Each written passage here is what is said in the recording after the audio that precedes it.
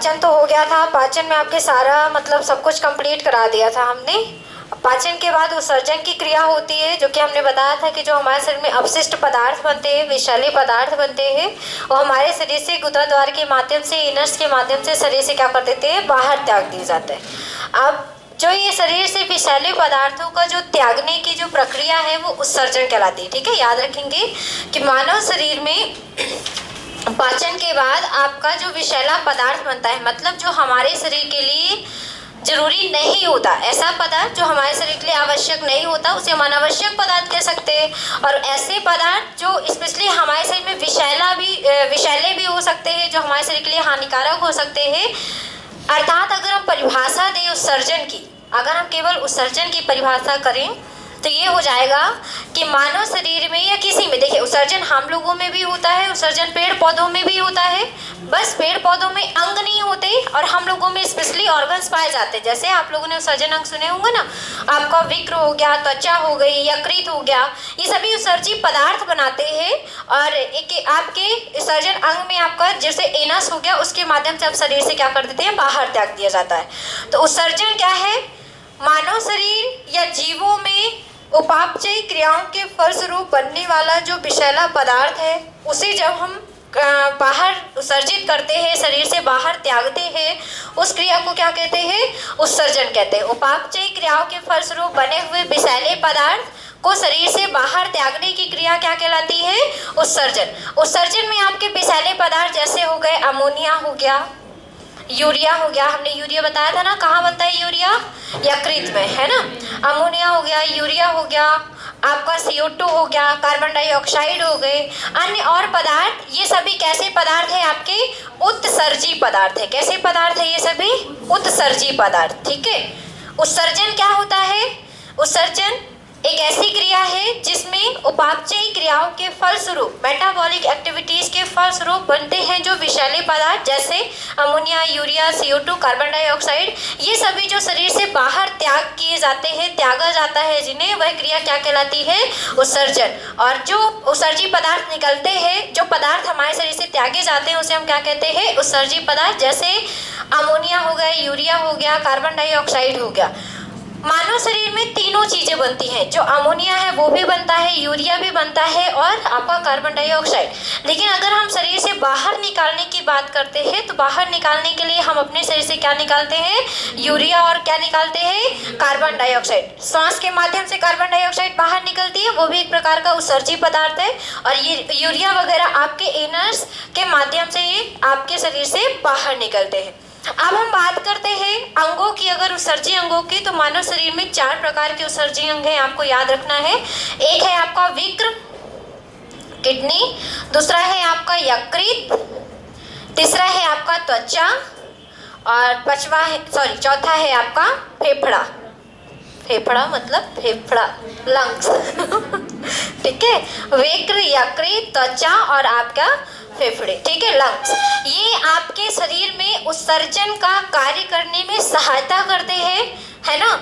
तो आपको ये चीजें याद रखनी है, विक्र, यकृत, त्वचा और फेफड़े क्या है, हमारे शरीर के उत्सर्जी अंग हैं। क्या है हमारे शरीर के ये उत्सर्जी अंग। पेपर में क्या होता है कि 3-4 ऑप्शन दे दिए जाएंगे और उसमें से पूछ लेगा कि बताइए निम्न में से कौन सा उत्सर्जी अंग है, कौन सा उत्सर्जी अंग नहीं है। तो याद रखेंगे कि मानव शरीर में कितने उत्सर्जी अंग है, 4 है, विक्र, यकृत, त्वचा और आपके फेफड़े हो। उत्सर्जी पदार्थ में कौन कौन से है, अमोनिया, यूरिया और आपका कार्बन डाइऑक्साइड। ठीक है, उत्सर्जन है क्या, उत्सर्जन एक क्रिया है जो कि उपापचयी क्रियाओं के फलस्वरूप जो विषैले पदार्थ बनते हैं उनको त्यागने की क्रिया को हम क्या कहते हैं, उत्सर्जन कहते हैं। तो इतना थोड़ा सा लिख लीजिए, फिर इसके बाद हम लोग एक एक करके अंग को पढ़ते हैं। थोड़ा सा पढ़ेंगे, यकृत पढ़ चुके हैं लेकिन थोड़ा सा पढ़ेंगे। चलो लिखो उत्सर्जन डाल के, उत्सर्जन डाल के लिखिए। एक्सक्रीशन बोलते हैं उत्सर्जन को।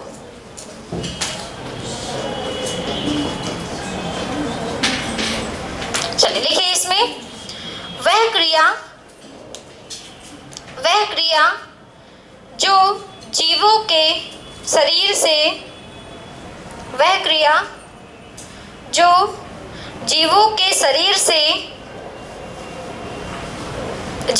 शरीर से नहीं, जीवों के शरीर में लिखिए। जीवों के शरीर में बनने वाले विषैले उपापचयी क्रियाओं के फलस्वरूप, जीवों के शरीर में उपापचयी क्रियाओं के फलस्वरूप, मेटाबॉलिक एक्टिविटीज, उपापचयी क्रियाओं के फलस्वरूप, जीवों के शरीर में उपापचयी क्रियाओं के फलस्वरूप बनने वाले विषैले पदार्थों, उपापचयी क्रियाओं के फलस्वरूप बनने वाले विषैले पदार्थों को, बनने वाले विषैले पदार्थों को शरीर से बाहर करने की,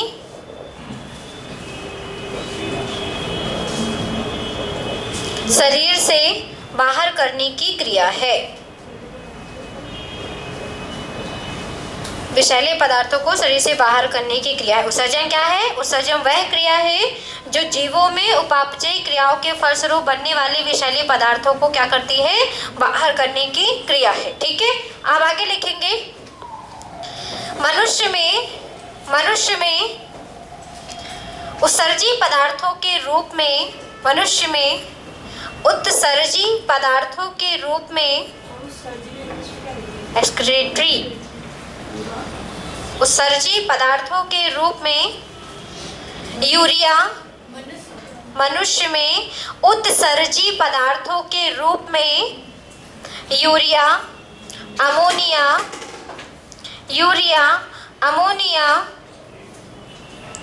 कार्बन डाइऑक्साइड, यूरिक एसिड,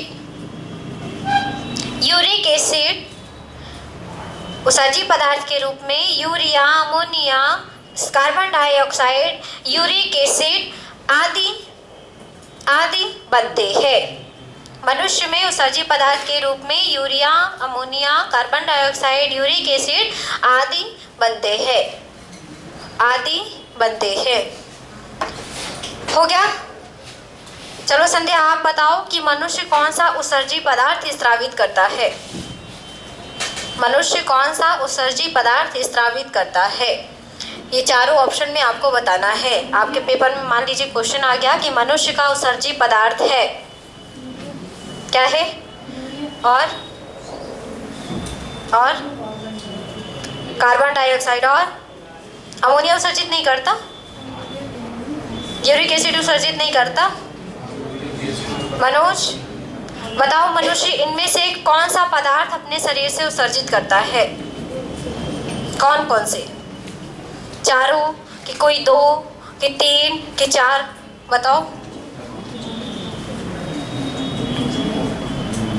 बताओ। चारों ही उत्सर्जित पदार्थ है, लेकिन कौन सा मनुष्य उत्सर्जित करता है, मैं ये पूछना चाह रही हूँ आप लोगों से। CO2 और यूरिया। ठीक है, हम जो शरीर से बाहर निकालते हैं पदार्थ, विषैले पदार्थ, उसमें यूरिया और क्या होता है आपका? कार्बन डाइऑक्साइड सबको पता है लंग्स के माध्यम से हमारे शरीर से बाहर निकाल जाता है, नाक के द्वारा। और यूरिया आप जानते हैं एनस वगैरह के माध्यम से, मूत्र के माध्यम से शरीर से बाहर निकाला जाता है। अब ध्यान से सुनना, अमोनिया हम लोगों में भी बनता है, लेकिन अमोनिया आगे चलकर यूरिया में कन्वर्ट हो जाता है। हमने बताया था कि अमोनिया जो होता है यूरिया में क्या हो जाता है? कन्वर्ट हो जाता है। ऐसा क्यों होता है, मैं आपको ये समझा देती हूँ। आपका जो अमोनिया है और आपका जो यूरिक एसिड है, ठीक है, अमोनिया ऐसे जीवों में होता है जो पानी में रहते हैं। कैसे जीवों में उत्सर्जित होता है? जो पानी, क्योंकि पानी जो अमोनिया होता है ये बहुत ही अधिक विषैला होता है। कैसा होता है? बहुत ही अधिक विषैला। और इसको उत्सर्जित करने के लिए शरीर में बहुत ज़्यादा पानी की आवश्यकता होती है, जो कि हमारे शरीर में पर्याप्त पानी की मात्रा नहीं होती। हम जितना पिएंगे उतना ही पानी हमारे बॉडी पे रहेगा।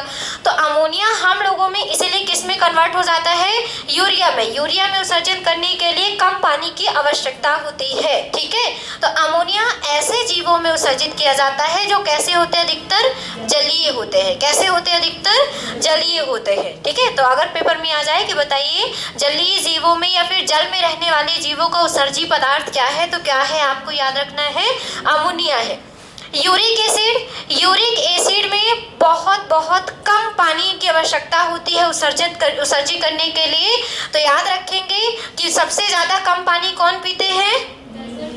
बर्ड्स बहुत कम पानी पीते हैं ना, बहुत थोड़ा सा, है ना। तो याद रखना है आपको कि जितने भी उड़ने वाले हैं वो सभी कैसे कौन सा उत्सर्जन करते हैं? यूरिक एसिड का उत्सर्जन करते हैं। और हम लोग कैसा उत्सर्जन करते हैं? यूरिया का। हम लोगों में मिनिमम पानी की भी आवश्यकता होती है और कम पानी की भी, ठीक है। और CO2 तो पता ही है, CO2 किसके माध्यम से निकलता है? हमारे श्वास के माध्यम से शरीर से बाहर निकल जाता है। तो पेपर में क्वेश्चन कैसे आता है? पूछ लेता है कि मानव शरीर का उत्सर्जी पदार्थ कौन सा है। तो कभी कभी क्या होता है कि यूरिया और CO2 दोनों रहता है, तो दोनों ही है मानव का। आंसर आप दोनों का लगाएंगे। हाँ, अगर ऑप्शन में ऐसा नहीं है कि मतलब पहला दूसरा दोनों, दूसरा तीसरा दोनों, ये अगर नहीं है तो फिर आपका कौन सा लगाएंगे? सबसे पहले यूरिया लगाएंगे, ठीक है। मेन काम किसका फिर हो जाएगा? यूरिया का। वैसे अगर दोनों नाम दिए हैं ना तो दोनों के ऑप्शन होना जरूरी है, क्योंकि आंसर फिर गलत होने की संभावना होती है। लेकिन अगर ऑप्शन ऐसा पहला दूसरा वाला नहीं है और अगर ये दोनों है साथ में, तो पहले किसको प्रेफरेंस देंगे आप? यूरिया को देंगे, ठीक है ना। फिर अगर पेपर में आ जाए कि जलीय जीवों में उत्सर्जी पदार्थ क्या होता है, तो क्या होता है? अमोनिया होता है। और पक्षियों में क्या होता है? आपका यूरिक एसिड होता है। केचुए में उत्सर्जी पदार्थ क्या होता है? केचुए में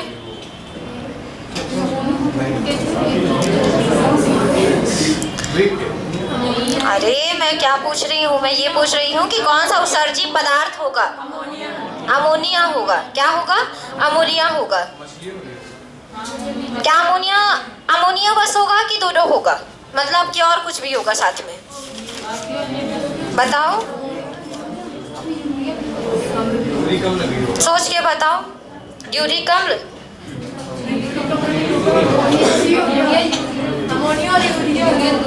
अमोनिया और यूरिया दोनों हो सकते हैं।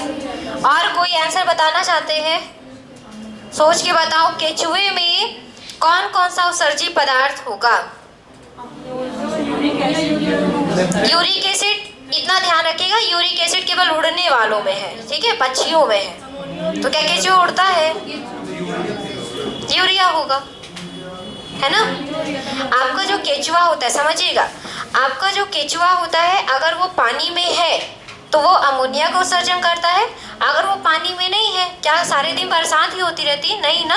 तो अगर वो पानी में नहीं है तो किसका उत्सर्जन करेगा? यूरिया का।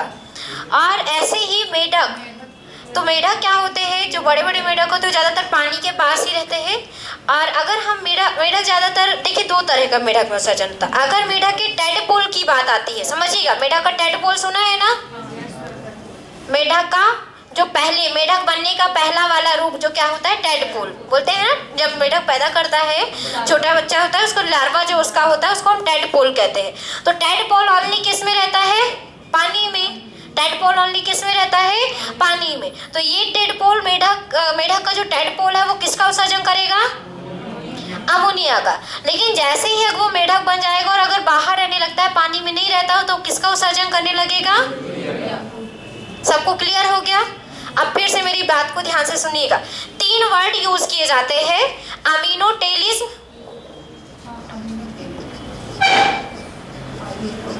एक होता है यूरियोटेलिज्म और एक होता है यूरिकोटेलिज्म। ध्यान से मेरी बात सबको ही सुनिएगा। ये 3 वर्ड यूज होते हैं उत्सर्जन में। 3 प्रकार के जीव उत्सर्जन के माध्यम से 3 प्रकार के जीव कहे जाते हैं। एक होते हैं अमीनोटेलिज्म, एक है यूरियोटेलिज्म, एक होता है आपका यूरिकोटेलिज्म। ऐसे जीव जो केवल उत्सर्जी पदार्थ के रूप में अमोनिया का उत्सर्जन करते हैं वो हमारे अमीनोटेलिक जंतु, और उसकी प्रक्रिया क्या कहलाती है? अमीनोटेलिज्म कहलाती है ना। उत्सर्जित करने की प्रक्रिया क्या कहलाएगी? अमीनोटेलिज्म। और आपको याद रखना है, आपके जो जंतु होंगे उनको क्या कहेंगे? अमीनोटेलिक, ठीक है। जो उत्सर्जन करेंगे इस प्रकार का उनको क्या कहेंगे? अमीनोटेलिक जंतु। और जो ये क्रिया करेंगे वो क्या कहलाएगी? अमीनोटेलिज्म। और अमोनिया का उत्सर्जन ज़्यादा से ज़्यादा जलीय जीव करते हैं। ये पॉइंट आपको याद रखना है। पेपर में अगर आ जाए मछली कैसा उत्सर्जन करती है, मगरमच्छ कैसा उत्सर्जन करते हैं, तो ये सभी में उत्सर्जित पदार्थ क्या होंगे? आपके अमीनोटेलिज्म होंगे। वो पानी में ही उत्सर्जन करता है। यूरियोटेलिज्म की बात करें तो यूरियोटेलिज्म ऐसे जीव जो केवल यूरिया का उत्सर्जन करते हैं, यूरोटेलिज्म वो प्रक्रिया आपकी यूरोटेलिज्म कहलाती है। और वो जंतु क्या कहलाएंगे? यूरियोटेलिक कहलाएंगे। वो जंतु क्या कहलाएंगे? यूरियोटेलिक कहलाएंगे, जो यूरिया का उत्सर्जन करेंगे। आप ऐसे जीव में कौन आ जाएंगे? आपके मनुष्य आ जाएंगे। और जो स्थलीय जीव होते हैं जैसे शेर वगैरह हो गए, ये सभी कैसे होंगे? स्थलीय जीव। तो ये सभी कैसे करेंगे? आपके कैसा उत्सर्जन करेंगे? यूरियोटेलिज्म का। यूरिकोटेलिज्म जो कि आपके यूरिक एसिड का उत्सर्जन करते हैं, वो क्या कहलाएंगे? आपके यूरियोटेलिक कहलाएंगे। और वो प्रक्रिया क्या कहलाएगी? यूरिकोटेलिज्म कहलाएगी। आप जैसे आपके समस्त क्या आ जाएंगे? उड़ने वाले जीव या पक्षी, ठीक है, या क्या कह सकते हैं? पक्षी कह सकते हैं। क्लियर हो गया सबको? फिर से ध्यान से सुनना, मैं शुरू से बता रही हूँ। उत्सर्जन क्या है? उत्सर्जन एक ऐसी क्रिया है जो कि मानव शरीर या किसी भी जीव में बनने वाली उपापचय क्रियाओं के फलस्वरूप बनने वाले विषैले पदार्थों को शरीर से बाहर करती है, उत्सर्जन कहलाती है। उत्सर्जी पदार्थ के रूप में ammonia, urea, CO2, uric acid होता है। और आपके मनुष्य में अगर हम बात करें उत्सर्जी अंगों की, तो 4 प्रकार के मनुष्य में उत्सर्जी अंग है: वृक्क, यकृत, त्वचा और फेफड़े। अगर हम बात करें उत्सर्जन के आधार पर जीवों की, तो 3 प्रकार के जीव बोले जाते हैं उत्सर्जन के आधार पे: अमीनोटेलिक, यूरियोटेलिक और यूरिकोटेलिक। अब जो आपके अमीनोटेलिक ऐसे जंतु होते हैं जो अमोनिया का उत्सर्जन करते हैं, अमीनोटेलिक जंतु कहलाते हैं। और यह प्रक्रिया अमीनोटेलिज्म कहलाती है। समस्त जलीय जीव अमोनिया का उत्सर्जन करते हैं, ठीक है।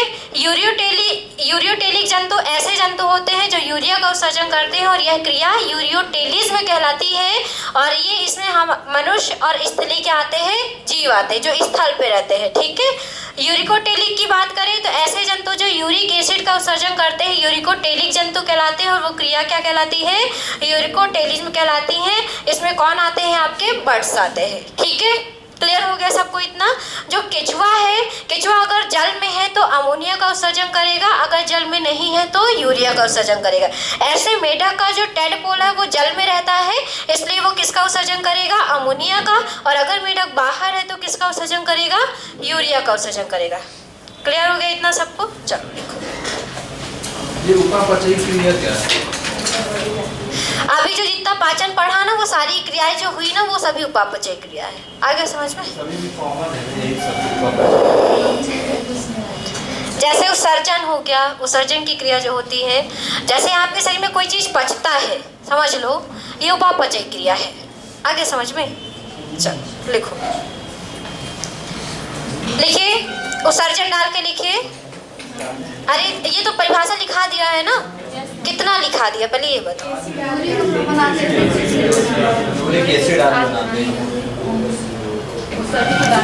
लिखिए, उत्सर्जन के आधार पर मुख्यतः 3 प्रकार के जीव माने जाते हैं। उत्सर्जन के आधार पर मुख्यतः 3 प्रकार के जीव माने जाते हैं। उत्सर्जन के आधार पर मुख्यतः 3 प्रकार के जीव माने जाते हैं। 3 प्रकार के जीव माने जाते हैं। पहला डाल के लिखिए, अमीनोटेलिक जीव। अमीनोटेलिक जीव पहला डाल के लिखिए सब कोई, अमीनोटेलिक जीव। अमीनोटेलिक जीव लिखिए, ऐसे जीव जो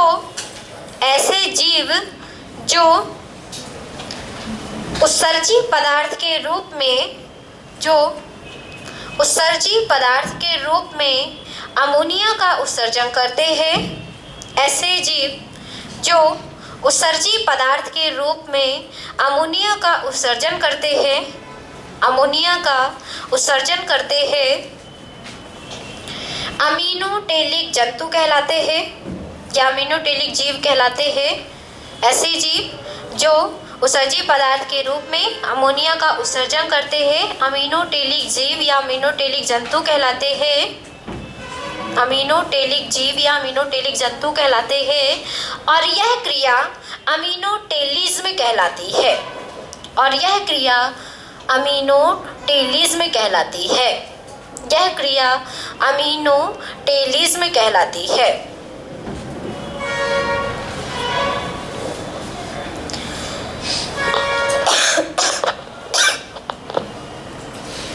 यह क्रिया अमीनोटेलिज्म कहलाती है।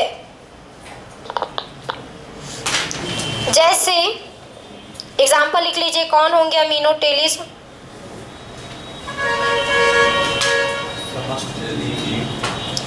जैसे सभी जलीय जीव, सभी जलीय जीव, सभी जलीय जीव।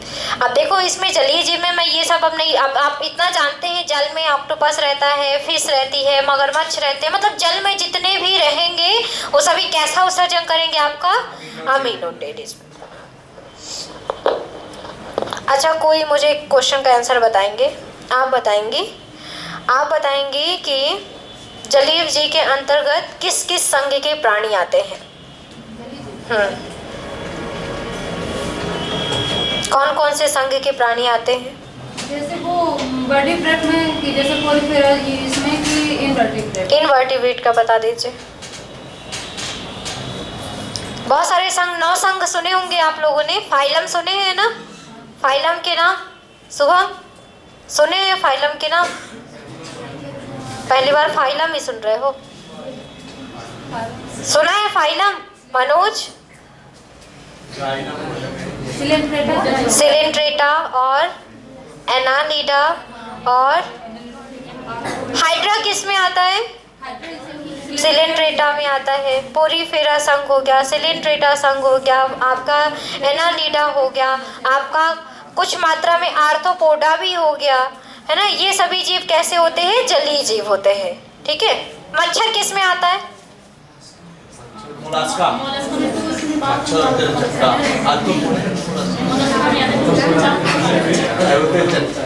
मोलस्का के जितने जीव होते हैं उनमें म्यूकस सेल पाई जाती है और वो जीव इतने सॉफ्ट होते हैं कि आप उन्हें हाथ पे लेके थोड़ा सा पिचका दीजिए, पिचक जाएंगे। समझ गए ना? तो मोलस्का क्या मच्छर पिचक जाता है? मच्छर को तो मारना पड़ता है ना, पिचकी में तो होता ही नहीं काम। उसको धीरे से ही मारेगा, हम तो मारते हैं तो नहीं मरता।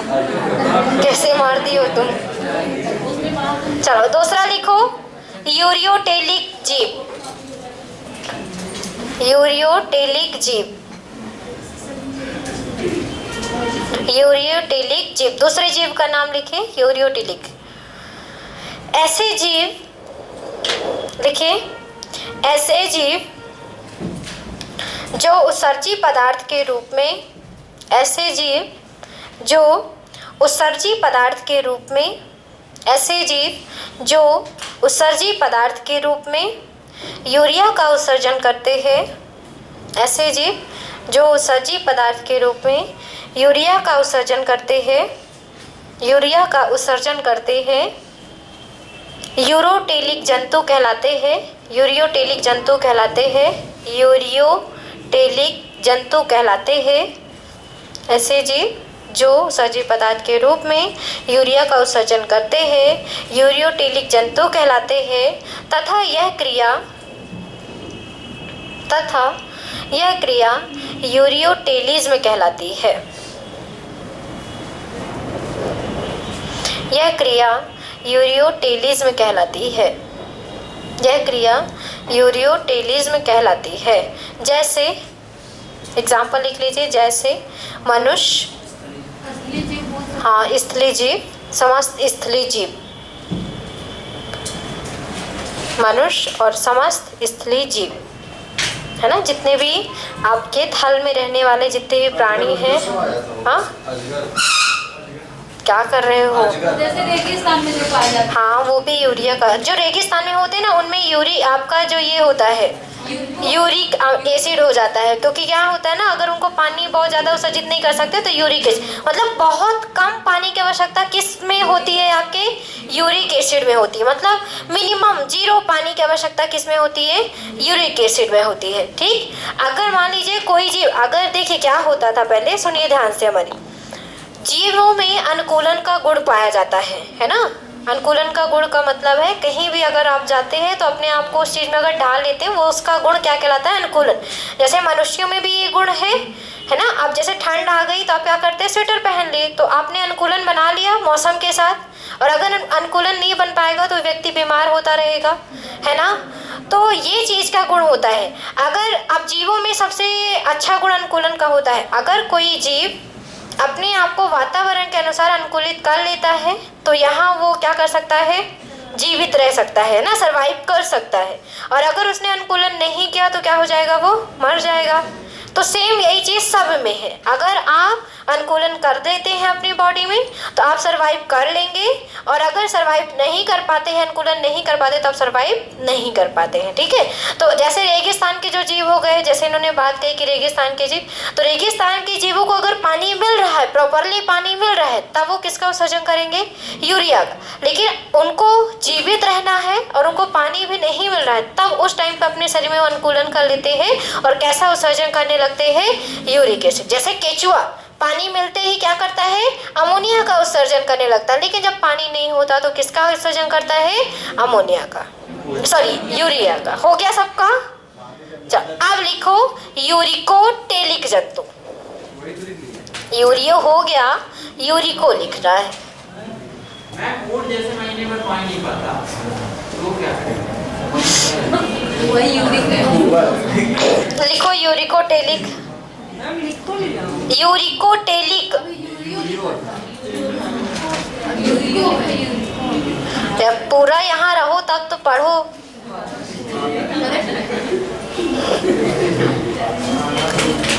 देखो ऐसे जीव जो उत्सर्जी पदार्थ के रूप में, ऐसे जीव जो उत्सर्जी पदार्थ के रूप में यूरिक एसिड का उत्सर्जन करते हैं।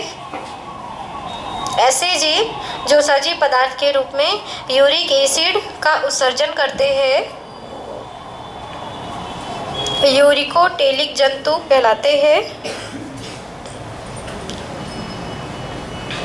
यूरिकोटेलिक जंतु कहलाते हैं। टेलिक ये सामने इधर लिखा है, टेलिक जंतु कहलाते हैं। और यह क्रिया यूरिकोटेलिज्म कहलाती है। यूरिकोटेलिज्म कहलाती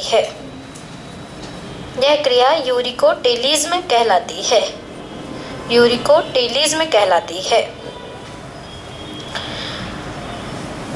जैसे एग्जाम्पल लिख लीजिए, पक्षी वर्ग।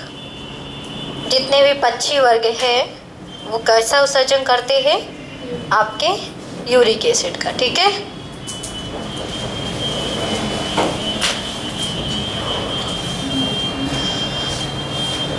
स्टार पॉइंट बनाइए। केचुए के बारे में लिखे। कछुआ नहीं लिखना, केचुआ बोल रही हूँ, अर्थवॉर्म। ठीक है। केचुआ जब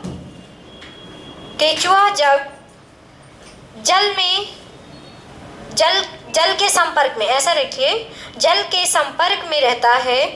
केचुआ जब जल के संपर्क में रहता है तब अमोनिया का उत्सर्जन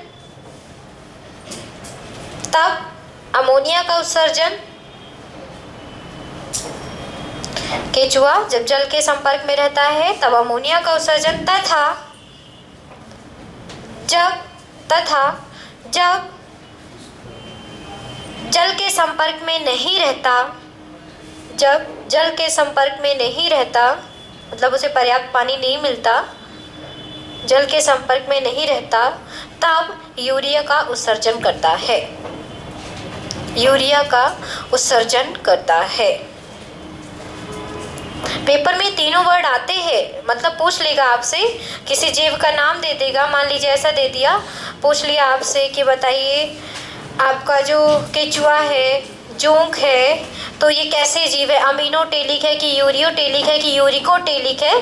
तो याद रखेंगे कि ऐसे जो जीव हैं जो कुछ में पानी में रहते हैं और कुछ स्थल में रहते हैं, तो दोनों तरह का उत्सर्जन करेंगे। ठीक है, जैसे केचुआ पानी के संपर्क में आते ही अमोनिया का उत्सर्जन करने लगता है, इसलिए उसे अमीनोटेलिक जंतु भी कहते हैं। और पानी के संपर्क से जब दूर रहता है तो यूरिया का उत्सर्जन करता है, इसलिए उसे यूरियोटेलिक भी कहते हैं। क्लियर हो गया सबको ये पॉइंट? अगला पॉइंट लिखिए। आ सकता है, लिखो अगला पॉइंट। केचुआ आ चुका है पेपर में, इसलिए उसको लिखा दिया है, फिर अपने समझ से अपना माइंड चला के वहां पे आपको टिक करना है। चलो लिखो अगला पॉइंट। मेढक का टेडपोल, मेढक का टेडपोल, मेढक का टेडपोल अमोनिया का उत्सर्जन, मेढक का टेडपोल अमोनिया का उत्सर्जन तथा मेढक यूरिया का उत्सर्जन करता है। मेढक का टेडपोल अमोनिया का उत्सर्जन तथा मेढक यूरिया का उत्सर्जन करता है। पेपर नवजात अवस्था में होता है। हाँ, वही नवजात शिशु मेढक का टेडपोल कहलाता है। आ गया समझ में? अब लिखिए मनुष्य में, अगले लाइन से लिखिए। सब फैक्ट हो गया आपका। अब लिखते हैं मनुष्य के बारे में बात करते हैं, क्योंकि ह्यूमन बायोलॉजी पढ़ रहे हैं तो ह्यूमन के बारे में बात करते हैं। अब लिखिए मनुष्य में मुख्यतः 4 प्रमुख उत्सर्जी अंग पाए जाते हैं। मनुष्य में मुख्यतः 4 प्रमुख उत्सर्जी अंग पाए जाते हैं। उत्सर्जी अंग पाए जाते हैं। चारों के आप नाम लिखिए। फिर आज की क्लास में हम लोग ओनली पढ़ेंगे विक्र के बारे में, किडनी के बारे में। ठीक है, चलिए चारों के नाम लिख लीजिए। किडनी, लीवर, स्किन और आपके लंग्स। विक्र, यकृत, त्वचा और फेफड़े।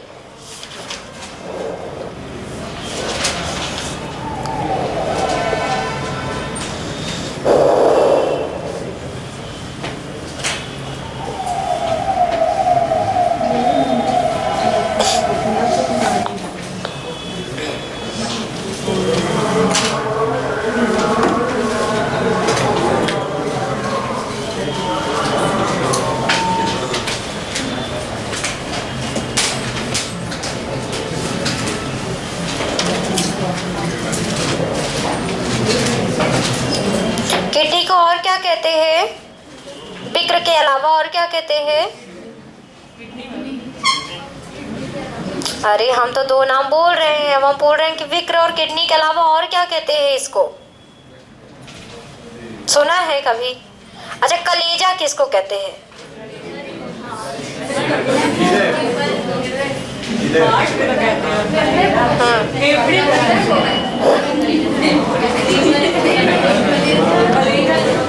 गुर्दा किसको कहते हैं? हाँ, वही तो हम पूछ रहे थे ना। विक्र को या किडनी को गुर्दा भी बोला जाता है ना, मुर्दा नहीं, गुर्दा है ना, कहते हैं ना। नहीं जानते क्या? लिख लिया सबने चारों नाम? चलो अब डालो हेडिंग विक्र, किडनी।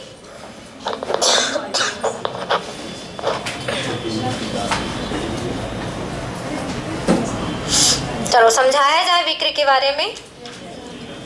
अब विक्र से क्वेश्चन, इंटरेस्टिंग क्वेश्चंस बनते हैं यहाँ पे। अभी विक्र को आपको केवल समझना है, लिखना नहीं बीच में, क्योंकि लिखोगे ना तो समझ में नहीं आएगा।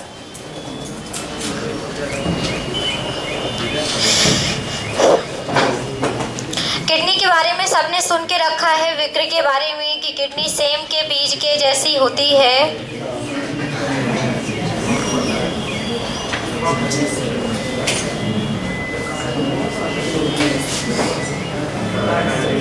ये फूल नहीं बना रहे हैं, किडनी का भाग ही है। ठीक है, ये चना है। हद कर दिए यार।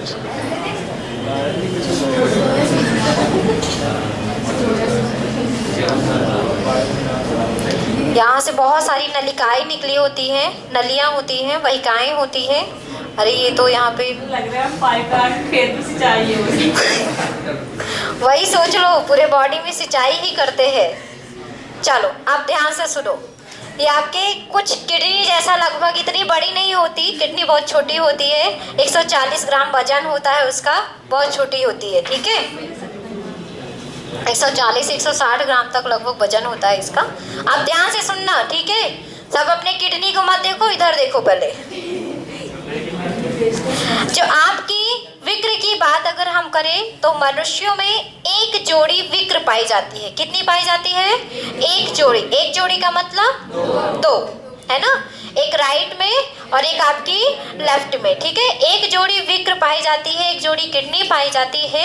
और जो किडनी का आकार होता है मनुष्य में सेम के बीज जैसा होता है। जैसे आप सेम का बीज देख लीजिए, सेम वैसे ही उसी आकार की हमारी किडनी होती है और ये बहुत छोटी होती है, जिसका वजन लगभग 140 से 160 ग्राम तक होता है। अब किडनी ये क्या है? किडनी के आपके मुख्यतः दो भाग माने जाते हैं। बाहरी भाग को कॉर्टेक्स कहते हैं और आंतरिक भाग को मेडुला कहते हैं, ठीक है, याद रखेंगे।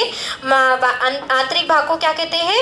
मेडुला कहते हैं। जो आपकी किडनी होती है वो 1 करोड़ 30 लाख नलिकाओं से मिलकर बनी होती है। कितनी 1 करोड़ 30 लाख नलिकाओं से मिलकर बनी होती है। और ये नलिका क्यों होती है? किडनी में एक मेन काम होता है, किडनी हमारे रक्त को साफ करती है। क्या करती है? हमारे रक्त को साफ करने का, शुद्ध करने का काम करती है। सबको ये चीज़ याद रखना है कि किडनी में काम क्या होता है, हमारा ब्लड शुद्ध किया जाता है, रक्त को शुद्ध किया जाता है। और ये रक्त को शुद्ध करने की प्रक्रिया विक्र में क्या कहलाती है? डायलिसिस कहलाती है। जब किडनी खराब हो जाती है किसी की तो डायलिसिस की प्रक्रिया कृत्रिम रूप से भी की जाती है ना। ब्लड को साफ कराने की प्रक्रिया आपके कृत्रिम रूप से भी की जाती है। तो याद रखेंगे कि विक्र, प्रत्येक मनुष्य में एक जोड़ी विक्र पाई जाती है जो कि राइट एंड लेफ्ट में प्रेजेंट होती है।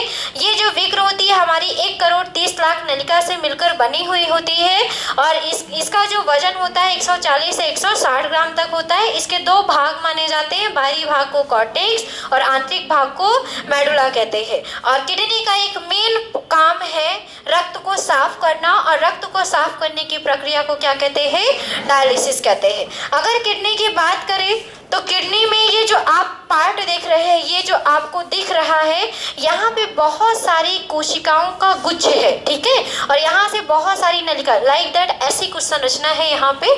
अगर हम उसको बात करें उसके अंदर की तो कुछ ऐसी संरचनाएं हैं, यहाँ पे बहुत सारी नलिकाओं का गुच्छ बना हुआ है।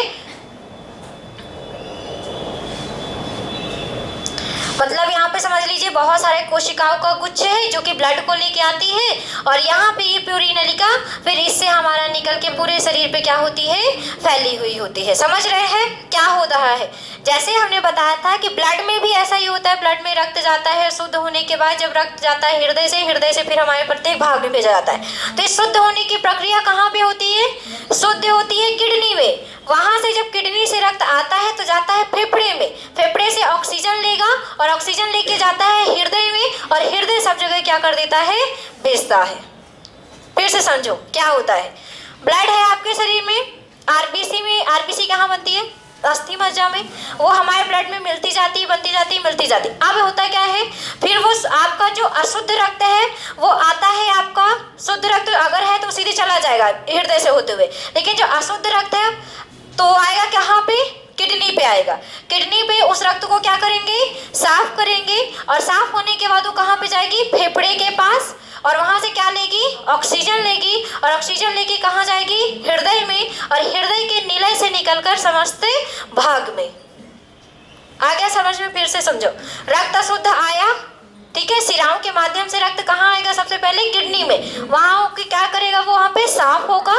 साफ होने के बाद ऑक्सीजन लेने जाएगा कहाँ पे? फेफड़े में। और फेफड़े से कहाँ जाएगा? नीलय में, हृदय के नीलय में। और नीलय से सारी जगह रक्त क्या हो जाएगा? डिस्ट्रीब्यूट कर दिया जाएगा। ये क्रिया समझ में आई? ठीक है।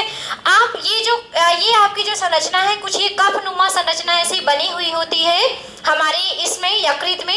यहाँ पे बहुत सारी कोशिकाओं का गुच्छ होता है, नलिकाओं का गुच्छ पाया जाता है, जिसको कहते हैं, ये कफ नुमा जो संरचना है इसको कहते हैं बोमिन संपुट।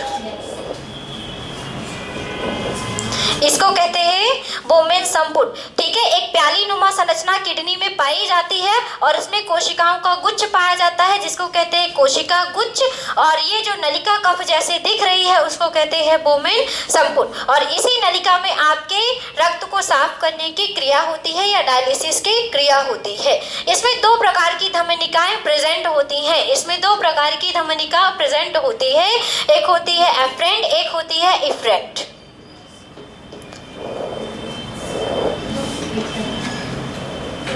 एक को बोलते हैं अभिवाही, अविवाहित नहीं, अभिवाही, और दूसरी होती है अपवाही। समझो, यहाँ पे दो प्रकार की धमनिका होती है, दो प्रकार की नलिका यहाँ पे प्रेजेंट होती है। एक होती है अभिवाही धमनिका एफरेंट और एक होती है अपवाही धमनिका इफरेंट।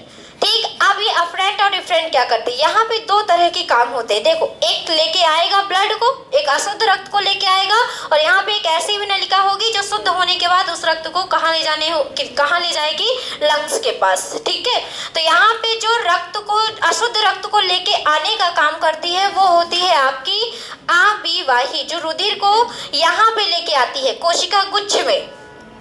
ये कोशिका गुच्छ है, और यहाँ पे जो धमनिका रक्त को लेकर आती है, कोशिका गुच्छ में रक्त को लेकर आने वाली धमनिका को अभिवाही कहते हैं, और जो रक्त को, शुद्ध रक्त को कोशिका गुच्छ से दूसरी जगह ले जाती है वो क्या कहलाती है, अपवाही। अभी मतलब पास में लेके आ रहा कोशिका गुच्छ के, अपवाही मतलब दूर लेके जाना कोशिका गुच्छ से। क्लियर हुआ? फिर से सुनो ध्यान से। विक्र जो है इसमें आपकी प्याली नुमा संरचना प्रेजेंट होती है जो लाइक दैट कुछ ऐसी दिखती है, कुछ ऐसी दिखती है, और इसमें आपके ये जो प्याली नुमा संरचना है इसे हम विक्र का बोमेन संपुट कहते हैं। और यहाँ पे बहुत सारी नलिकाओं का कोशिका गुच्छ पाया जाता है, बहुत सारी नलिकाओं का गुच्छ पाया जाता है जिसे हम कोशिका गुच्छ कहते हैं। यहाँ पे दो प्रकार की धमनिकाएं प्रेजेंट होती है, एक होती है अभिवाही, एक होती है अपवाही। जो रक्त को कोशिका गुच्छ में लाती है वो अभिवाही, और जो कोशिका गुच्छ से शुद्ध होने पर रक्त को दूर ले जाती है, वहां से कोशिका गुच्छ से दूसरी जगह ले जाती है, वो धमनिका क्या कहलाती है, अपवाही।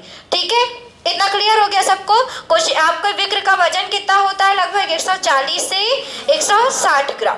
काम एक ही है विक्र का, हमारे रक्त को साफ करना। इसके साथ ही साथ एक और काम है, यहाँ पे होता है मूत्र का निर्माण, यूरिन का निर्माण। ठीक है, एक काम है रक्त को शुद्ध करना, दूसरा काम है मूत्र का निर्माण करना।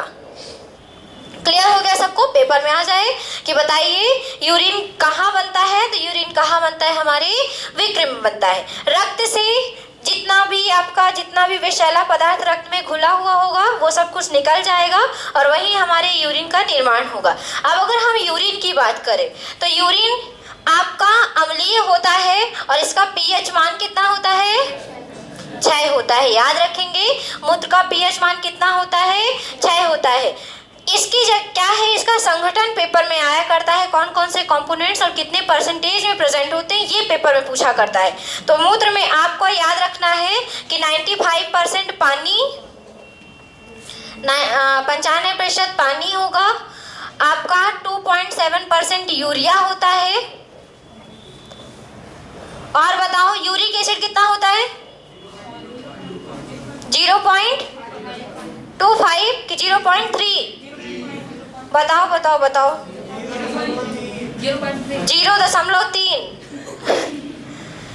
ये होता है यूरिक एसिड। और क्या होता है, कुछ और भी है ना, अभी 100% कहाँ हुआ, लवण होता है। 2% क्या होता है आपका, हो गया 100% कि नहीं हुआ, हो गया। चलो, तो याद रखिएगा कि आपके यूरिन में 95% पानी, 2.7% यूरिया, 0.3% आपका यूरिक एसिड और 2% क्या होता है, सॉल्ट या फिर लवण बोल सकते हैं। ठीक है, क्लियर हो गया सबको? इसीलिए तो अल्प मात्रा में है, पाया नहीं जाता। हमने तो ये बिल्कुल बोला ही नहीं, हम बस इस रूप में अपने उत्सर्जी पदार्थ को नहीं निकालते क्योंकि इसकी जो मात्रा है वो कितनी है, केवल 0.3%। और हम में निकाल किसको रहे हैं, पानी के साथ किसको निकाल रहे हैं? यूरिया को, जिसकी प्रतिशत में मात्रा कितनी है? 2.7%। मतलब हम लोगों का उत्सर्जी पदार्थ क्या है? यूरिया है, ठीक है। और यूरिया आपको ये जो यूरिन है, ठीक है, ये पीले रंग का होता है। और पीले रंग का क्यों होता है? यूरोक्रोम के कारण। किसके कारण? यूरोक्रोम। अब देखिए, आप लोग बहुत कंफ्यूज होंगे। एक नाम आपने याद किया है, बिलीरुबिन, लेकिन वो क्या है? बिलीरुबिन पित्त रस का पीला रंग। बिलीरुबिन किसका है? पित्त रस का पीला रंग। और मूत्र का पीला रंग किसके कारण होता है? यूरोक्रोम, जो कि किससे बनता है? हीमोग्लोबिन के विखंडन से, ठीक है, हीमोग्लोबिन के विखंडन से बनता है। अब मैं एक बार फिर से विक्र को समझा रही हूँ, इसके बाद हम लोग लिखें। तो केवल अभी आपको सुनना है, ठीक? सुनिएगा ध्यान से। विक्र मनुष्य में एक जोड़ी 1 पेयर पे प्रेजेंट होती है, एक दाएं साइड एक बाएं साइड। विक्र की अगर हम बात करें तो विक्र हमारी 1,30,00,000 नलिकाओं से मिलकर बनी होती है। और विक्र में काम होता है रक्त को साफ करने का। और रक्त को साफ करने की क्रिया क्या कहलाती है? डायलिसिस कहलाती है। आपका जो विक्र होता है वो सेम के बीज के जैसा होता है और इसका जो वजन होता है 140 से 160 ग्राम तक होता है। विक्र में ये आपकी कफनुमा संरचना, प्यालीनुमा संरचना पाई जाती है। और ये प्यालीनुमा संरचना बोमिन संपुट कहलाती है। और इसमें कई सारे कोशिका के गुच्छ पाए जाते हैं, इसलिए इसे हम कोशिका गुच्छ कहते हैं। कोशिका अब क्या है, इसमें रक्त आने का काम होता है। तो ऐसी धमनिका जो रक्त को कोशिका गुच्छ तक लाती है उसे अभिवाही धमनिका कहते हैं, एफरेंट कहते हैं। और जो कोशिका गुच्छ से शुद्ध रक्त को दूर ले जाती है वो क्या कहलाती है? अपवाही धमनिका कहलाती है। आपके इसमें विक्र में एक और काम होता है, यूरिन का निर्माण करना। विक्र और क्या करता है? मूत्र का निर्माण करता है। ये जो मूत्र होता है इसमें याद रखेंगे कि इसमें 95% पानी, 2.7% यूरिया, 0.3% यूरिक एसिड और 2% क्या होता है? लवण होता है। और याद रखेंगे यूरिन का पीला रंग किसके कारण होता है? यूरोक्रोम के कारण होता है। और यूरिन अम्लीय होता है और इसका पीएच मान कितना होता है? 6 होता है। और यूरोक्रोम जो है ये हीमोग्लोबिन के विखंडन से बनता है। किसी को कोई डाउट हो तो जल्दी से पूछ लो, फिर लिखाएं। विक्र में एक ये नेफ्रॉन होती है ना? नेफ्रॉन होती है ना? हाँ, अरे हाँ, एक मेन पॉइंट छूट गया है। ये जो क्रिया है इसका जो मेन पार्ट है वो कौन है? कार्यात्मक इकाई किसको कहते हैं? नेफ्रॉन को। ये छूट गया था, मेरे माइंड से उतर गया था। चलो लिखो। क्लास में 1-2 लोग होशियार होने ही चाहिए, क्योंकि अगर मेरे माइंड से कोई चीज़ लिखाने में तो याद आ जाती है, यहाँ पे समझाते वक्त थोड़ी सी भूल गई अगर तो समझ में आ जाता है। चलो, अब मैं ये बोल रही हूँ, आप सब होशियार है, थोड़ा सा जागरूक रहा करो इस चीज़ पे। वैसे तो मैडम सब लिखाने में सब लिखा देंगे। चलो लिखो। लिखिए, मनुष्य तथा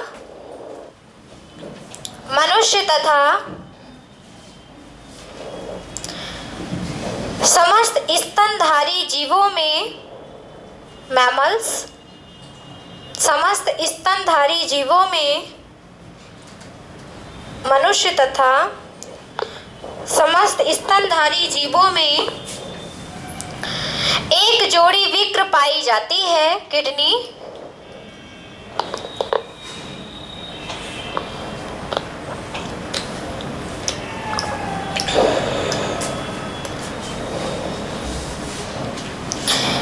मनुष्य में विक्र सेम के बीज के जैसी होती है। मनुष्य में विक्र सेम के बीज के जैसी होती है, मतलब उसकी संरचना लाइक दैट किसके होती है? सेम के बीज के जैसे, ठीक है। मनुष्य में विक्र सेम के बीज के जैसी होती है। इसका वजन 140 से 160 ग्राम तक होता है। इसका वजन 140 से 160 ग्राम तक होता है। 140 से 160 ग्राम तक होता है।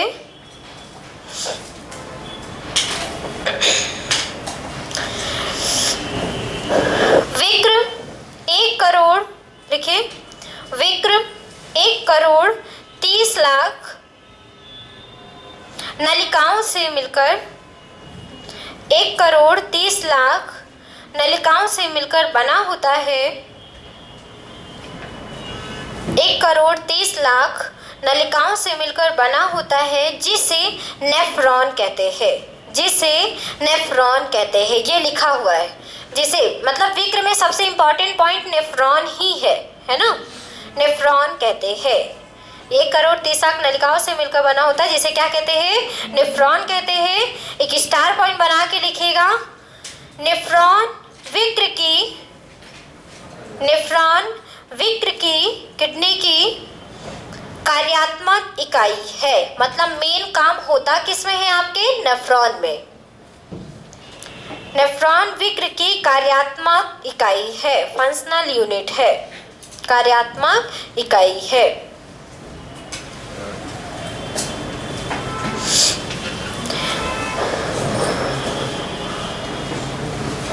आगे लिखिए। नेफ्रॉन में एक प्यालीनुमा संरचना होती है। नेफ्रॉन में एक प्यालीनुमा संरचना होती है। नेफ्रॉन में एक प्यालीनुमा संरचना होती है। प्यालीनुमा संरचना होती है, जिसे बोमेन संपुट कहते हैं। ये लिखा हुआ है आपका, जिसे बोमैन नहीं लिख लेना, बोमेन नाम है इसका, जिसे बोमेन संपुट कहते हैं। बोमेन संपुट कहते हैं। संपुट को बोलते हैं इंग्लिश में कैप्सूल। बोमेन कैप्सूल कहते हैं। आगे लिखेंगे। बोमेन संपुट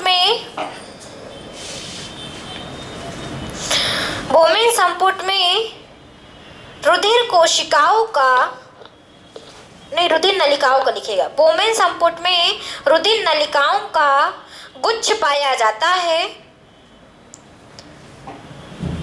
रुधिर नलिकाओं का गुच्छ पाया जाता है, जिसे कोशिका गुच्छ या इसी को कहते हैं ग्लोमेरुलस।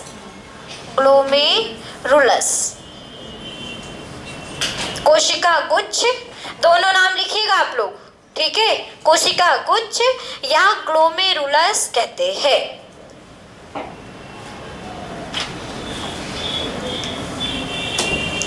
बोमेन संपुट में रुधिर नलिकाओं का एक गुच्छ पाया जाता है, जिसे कोशिका गुच्छ या इसी को क्या कहते हैं? ग्लोमेरुलस कहते हैं।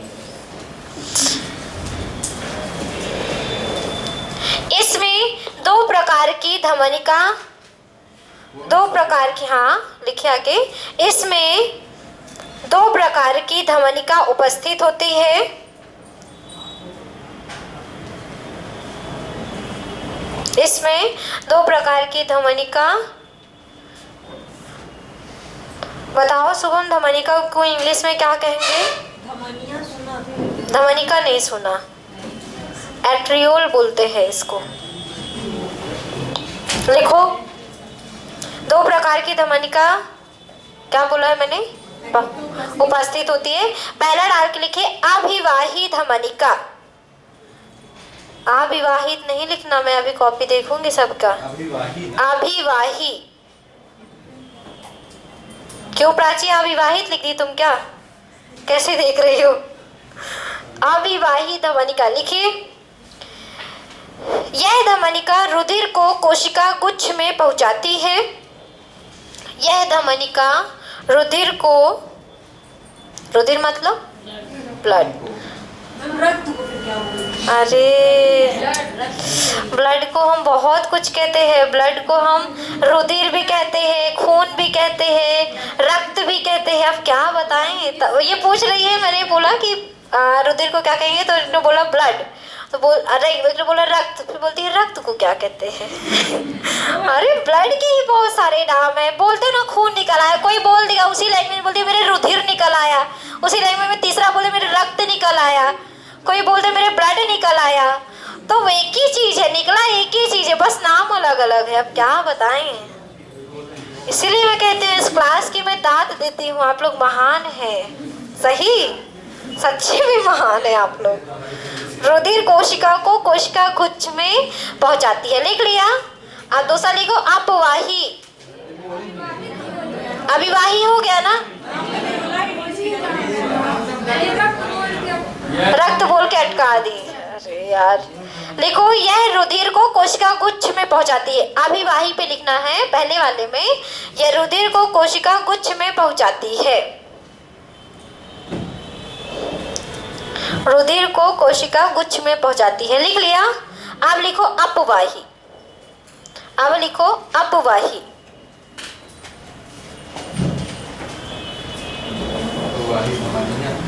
धमनिका लिखो। यह रक्त को कोशिका गुच्छ से वापस ले जाती है। यह रक्त को कोशिका गुच्छ से वापस ले जाती है। कोशिका गुच्छ से वापस ले जाती है।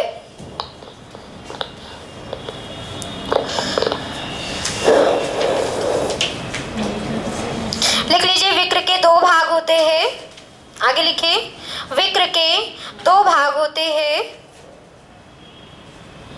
पहला कॉर्टेक्स, बाहरी भाग कॉर्टेक्स, ये लिखा हुआ है। बाहरी भाग कॉर्टेक्स, बाहरी भाग कॉर्टेक्स, और दूसरा है मेडुला, आंतरिक भाग बोलते हैं, या फिर अंदर वाला भाग, आंतरिक भाग है ना, मेडुला।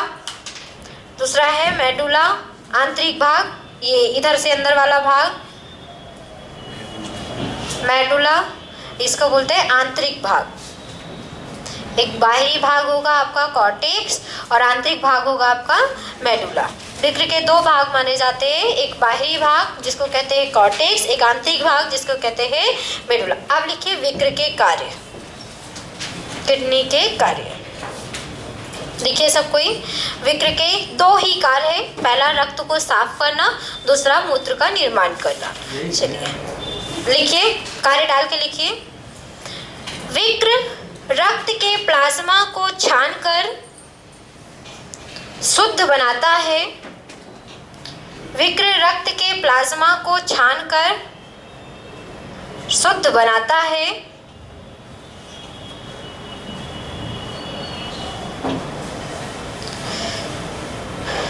रक्त को शुद्ध करने की प्रक्रिया, रक्त को शुद्ध करने की प्रक्रिया डायलिसिस कहलाती है। रक्त को शुद्ध करने की प्रक्रिया डायलिसिस कहलाती है। डायलिसिस कहलाती है। रक्त को शुद्ध करने की प्रक्रिया क्या कहलाती है? डायलिसिस कहलाती है। आगे लिखिएगा, रक्त में से अनावश्यक पदार्थ को छानकर, रक्त में से अनावश्यक पदार्थ को छानकर, यूजलेस अनावश्यक पदार्थ को छानकर, रक्त में से अनावश्यक पदार्थ को छानकर जल की कुछ मात्रा के साथ, जल की कुछ मात्रा के साथ,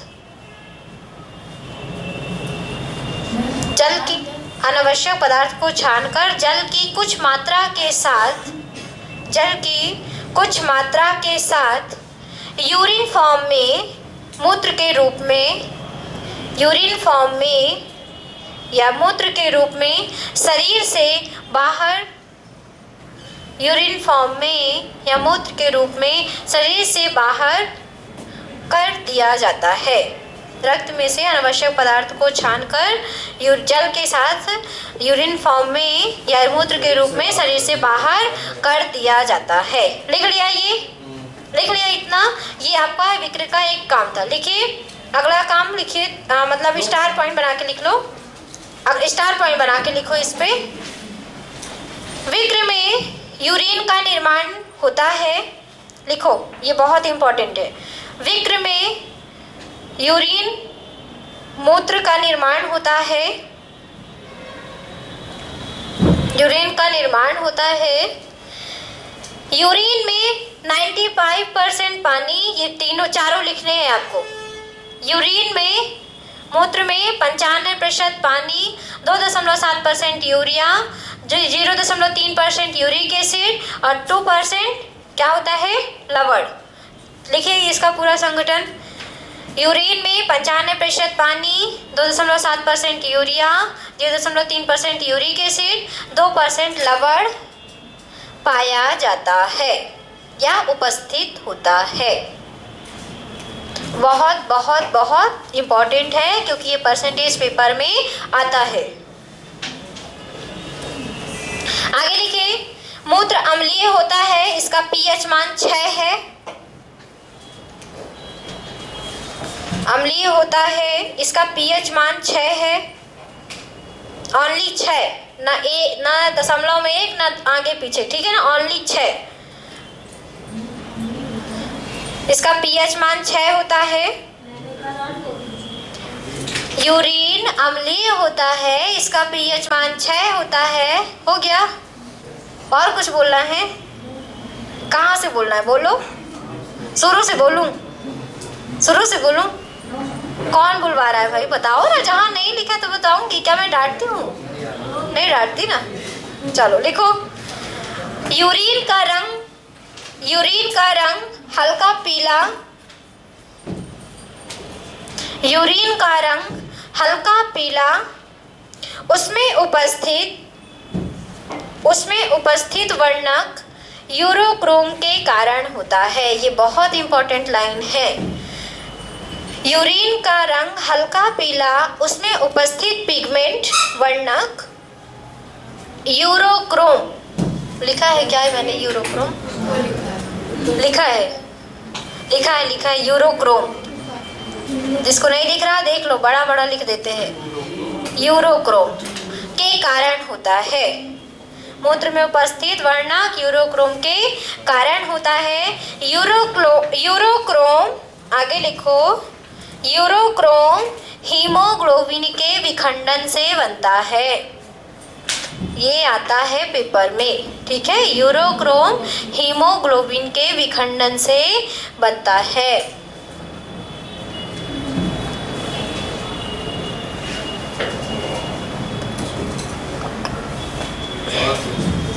एक स्टार पॉइंट।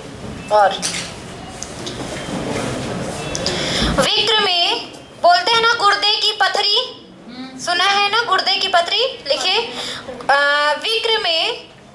विक्र में किडनी स्टोन गुर्दे की पथरी बनती है। पथरी सबने सुन के रखा है ना? लिखो, विक्र में किडनी स्टोन बनती है या गुर्दे की पथरी बनती है, किडनी स्टोन बनती है, जो कि किसकी बनी होती है? अरे ऑक्जेलिक एसिड, वो तो टमाटर में होता है। क्या कर रही हो? हाँ जी बोलो। चलो मैं बताऊंगी आज क्लास में कौन आंसर देगा। आज आप देंगे आंसर। अब आपसे, आपके पीछे आप, हाँ बताइए किसकी बनी होती है पथरी? कैल्शियम की। मनोज, किसकी? कैल्शियम सल्फाइड की। क्या बोल रहे हो? क्या ऑक्सलेट? बस बैठ जाओ। कैल्शियम ऑक्सलेट की बनी होती है। किडनी स्टोन किसकी बनी होती है? कैल्शियम ऑक्सलेट की बनी होती है।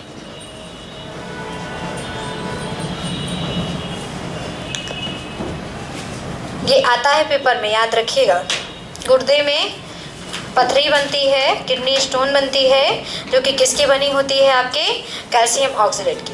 अब आपके और भी पार्ट बाकी है। हम लोग का यहाँ पे विक्र होता है कंप्लीट, ठीक है ना।